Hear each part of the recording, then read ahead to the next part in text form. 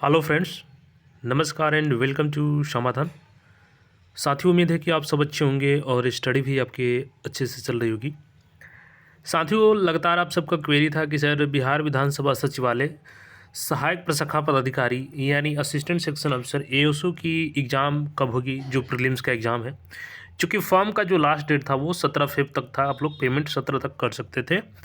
तो finally date भी over हो गया और फॉर्म को क्लोज़ कर लिया गया है।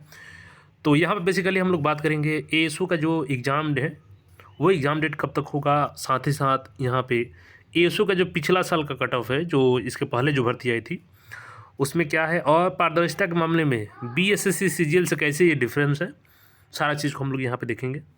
जैसा कि ये आपका 15 फेब तक अंतिम रजिस्ट्रेशन करने का समय था और यहाँ पे आपका 17 तक पेमेंट करने का डेट था। आप सब ने फॉर्म अप्लाई कर लिया होगा जो भी वीडियो देख रहे हैं। यहाँ पे टोटल सीट की बात करें तो 50 सीट था, हालांकि इस बार अनारक्षित का कोई सीट नहीं था। तो आइए यहाँ पे हम लोग पिछला कट ऑफ, साथ ही साथ एग्ज़ाम डेट की क्या है प्रक्रिया है, सारा चीज़ को हम लोग यहाँ पर देखते हैं।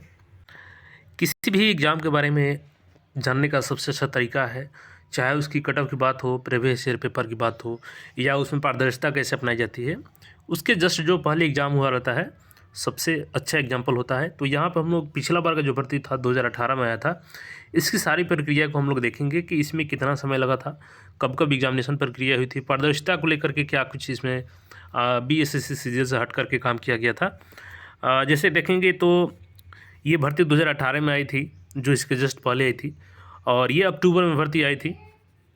अक्टूबर में, लास्ट अक्टूबर तक फॉर्म को ये भरवाया गया था। और इसमें देखेंगे तो यहाँ भी लगभग सेम ही पद था। यहाँ भी आपका जो 54 पद है सहायक का, यहाँ आप देख सकते हैं 54 पदों के लिए भर्ती आई थी। और उस समय हालांकि यहाँ पे जनरल का भी सीट था, लेकिन इस पर जनरल का सीट नहीं है, चूँकि आरक्षण का नियम में बदलाव हो गया है। तो चलिए, ये फॉर्म जो आया था आपका अक्टूबर में, तो इसका प्रीलिम्स का एग्ज़ाम कब हुआ था ये देखते हैं हम लोग। यहाँ से आपको क्लियर पता चल जाएगा साथियों कि इस एग्ज़ाम को लेकर के कितना फास्ट प्रक्रिया की जाती है और फाइनल प्रक्रिया में, यानी कि पूरा फाइनल रिजल्ट देने में कितना समय लग जाता है। सारा चीज़ यहाँ से आप लोग क्लियर कर लेंगे। जैसा कि अक्टूबर में 31 अक्टूबर तक ये फॉर्म को भरवाया गया था 2018 में। और एग्ज़ाम की बात करें तो इसका जो प्रीलिम्स का एग्ज़ाम था, यानी पीटी का एग्ज़ाम था आपका, ये 18 दिसंबर से 24 दिसंबर तक आयोजित कर लिया गया था। यानी यहाँ पे 6 दिनों में आपका एग्ज़ाम आयोजित कर लिया गया था। 31 अक्टूबर तक फॉर्म भरवाया गया और 1 महीने रह करके, यानी लगभग 1 से 1.5 मंथ बोल सकते हैं, यहाँ पे 45 दिनों के बाद ही यहाँ पे आपका एग्ज़ाम कंडक्ट करा लिया गया। और लेकिन अब यहाँ पे आप लोग सोच रहे होंगे कि तो अभी भी एग्ज़ाम का डेट है, इस हिसाब से एग्ज़ाम कब तक होना चाहिए। तो देखिए, कुछ उस समय का जो सिनेरियो था थोड़ा सा डिफरेंस था, क्योंकि अभी क्या है कि आपको पता है कि अप्रैल में और मई में इलेक्शन है।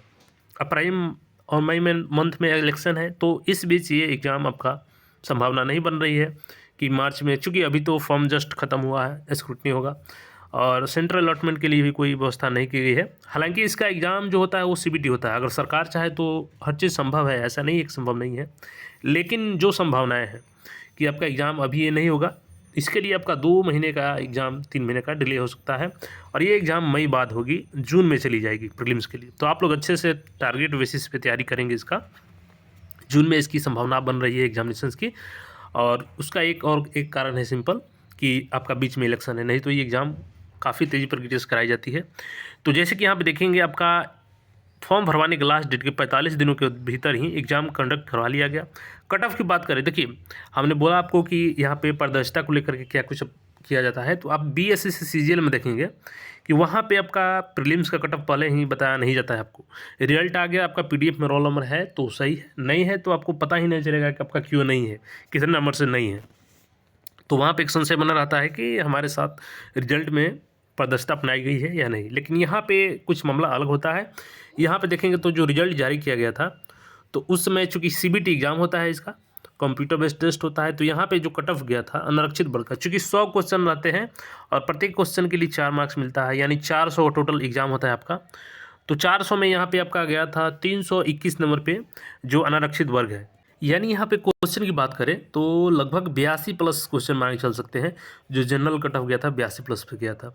और इसी तरीके से यहाँ पे महिलाओं की बात करें अनारक्षित वर्ग का, तो 295.90 कट ऑफ गया था। एससी का यहाँ पे देखेंगे तो 295.58 कट ऑफ था।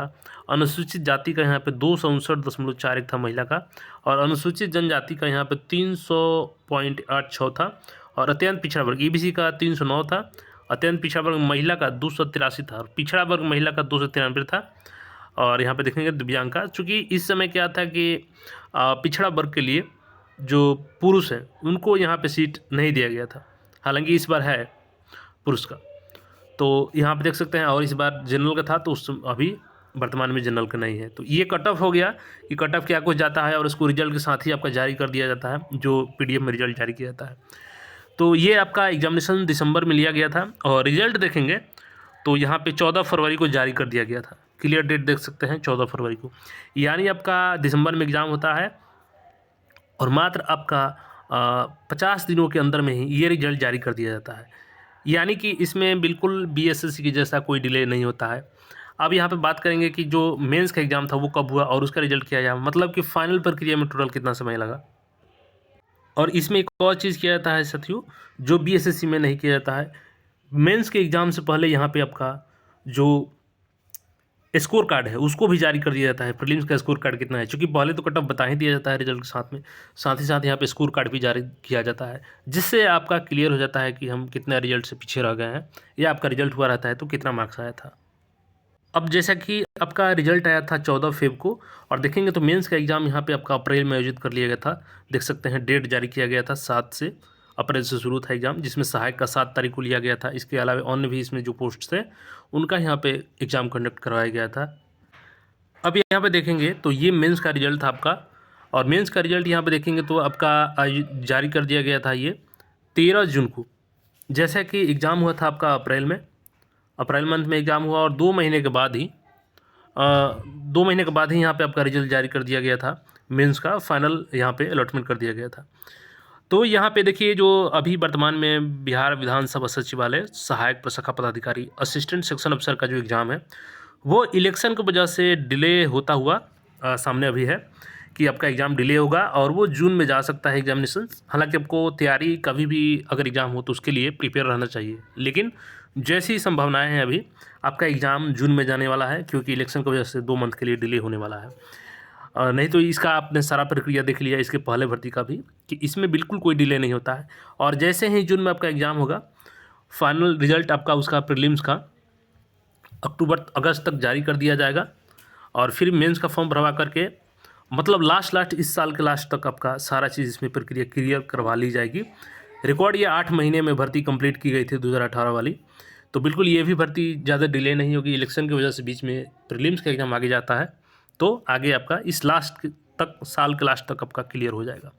तो बिल्कुल आप लोग निश्चिंत रहें, इसमें कोई ज़्यादा समय नहीं लगता है क्लियर करने में। तैयारी आप लोग अच्छे से करें। हमने प्रीवियस ईयर क्वेश्चन को भी आपको उपलब्ध करा दिया था, चूँकि सीबीटी इसका एग्ज़ाम हुआ था, लेकिन हमने आपको खुद उसको क्वेश्चन को उपलब्ध करवाया। तो आपने नहीं देखा है क्वेश्चन को तो टेलीग्राम चैनल से जुड़ जाइए, अबाउट सेक्शन में जाइएगा तो वहाँ पे आपको टेलीग्राम का लिंक मिल जाएगा, और वहाँ से जाकर देख लीजिए। प्रीलिम्स और मेंस दोनों का हमने स्ट्रेटजी भी बताया था वीडियो के माध्यम से, आप नहीं देखे हैं तो उसको भी देख सकते हैं, और पेपर वहाँ से डाउनलोड कर लीजिए टेलीग्राम से। बाकी अपडेट्स के लिए चैनल से जुड़े रहें, फिर मिलते हैं नए अपडेट में। धन्यवाद।